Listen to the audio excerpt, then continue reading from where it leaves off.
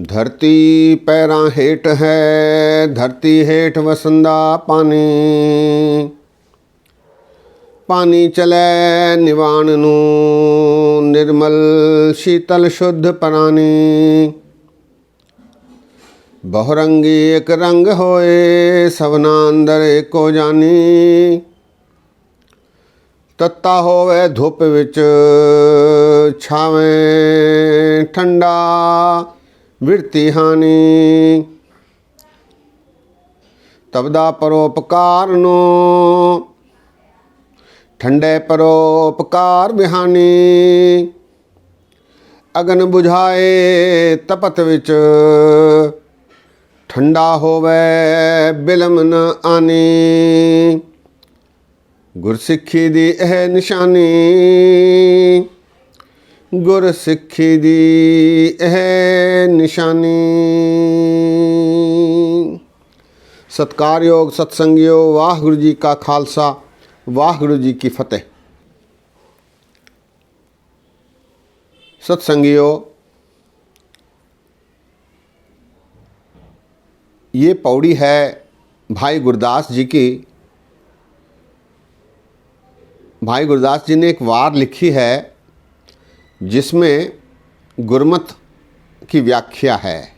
भाई गुरदास जी ने गुरु ग्रंथ साहब जी के संपादना के समय लिखने की सेवा की थी।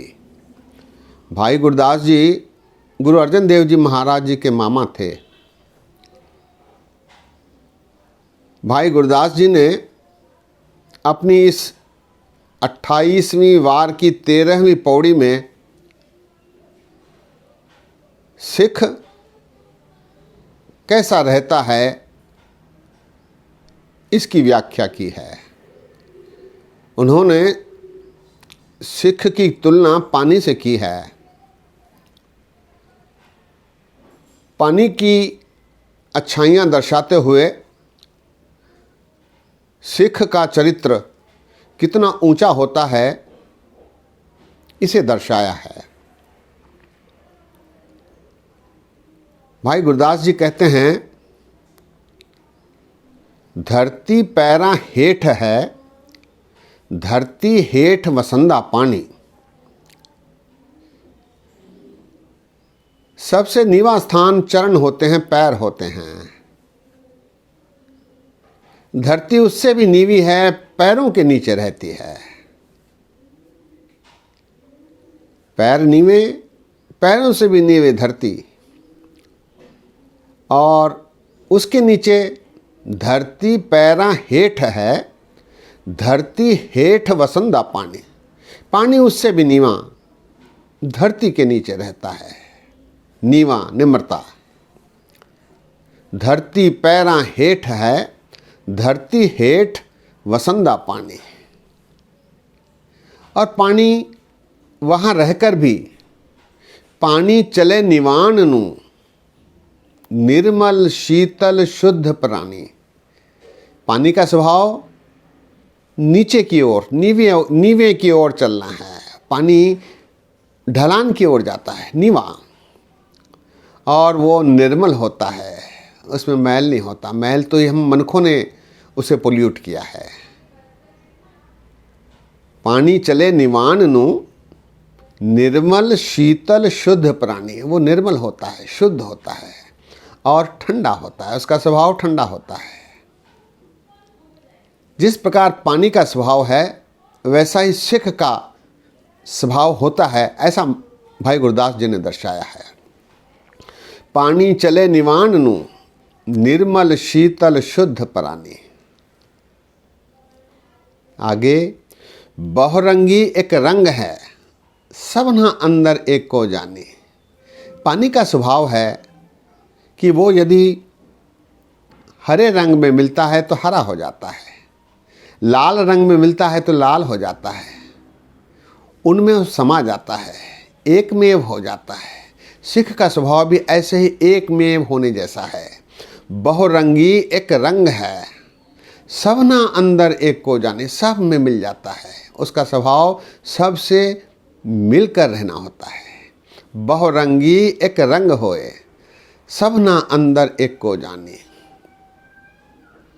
आगे तत्ता होवे धुप विच, तत्ता होवे धुप विच,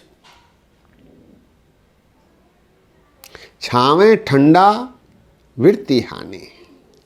धूप में वो धूप को स्वीकारते हुए गर्म हो जाता है, और फिर छाँव में यदि रहता है तो छाँव का सत्कार करते हुए ठंडा रहता है। सब में मिल जाता है, सबसे सहयोग करता है। तत्ता होवे धुप विच, छावे ठंडा विरती हानि, ये इसकी वृत्ति होती है। वो सब में रंग जाता है, सब में रम जाता है। तत्ता होवे धुप विच, छावे ठंडा विरती हानि।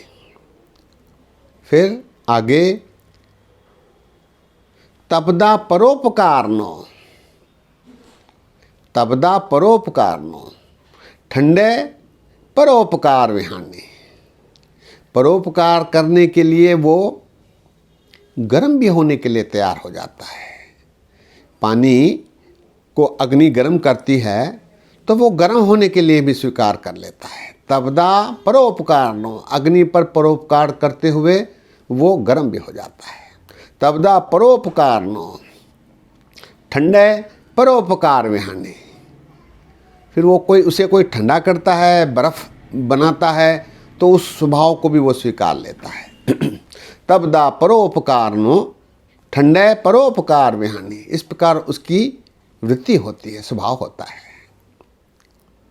अगन बुझाए तपत विच, अगन बुझाए तपत विच, ठंडा होवे बिलम न आनी। अग्नि उसे जब गर्म करती है तो वो भाप बनता है।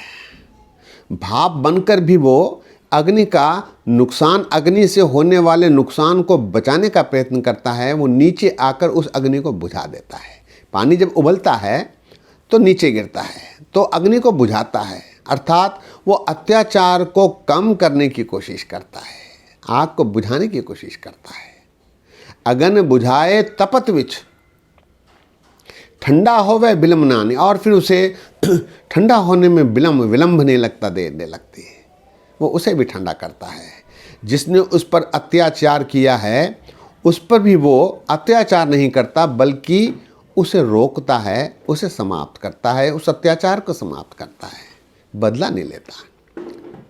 अगन बुझाए तपत विच, ठंडा होवे बिलम न आने। भाई गुरदास जी अंत में कहते हैं, गुर सिक्खी दी यह निशानी।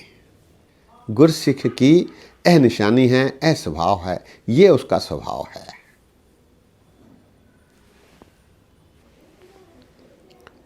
पौड़ी एक बार फिर। धरती पैरा हेठ है, धरती हेठ वसंदा पानी, पानी चले निवान नो, निर्मल शीतल शुद्ध प्राणी। बहुरंगी एक रंग होए, सबना अंदर एक को जानी। तत्ता होवे धुप विच, छावे ठंडा विरती हानि। तबदा परोपकार नो, ठंडे परोपकार विहानी। अगन बुझाए तपत विच, ठंडा होवे बिलम न आनी।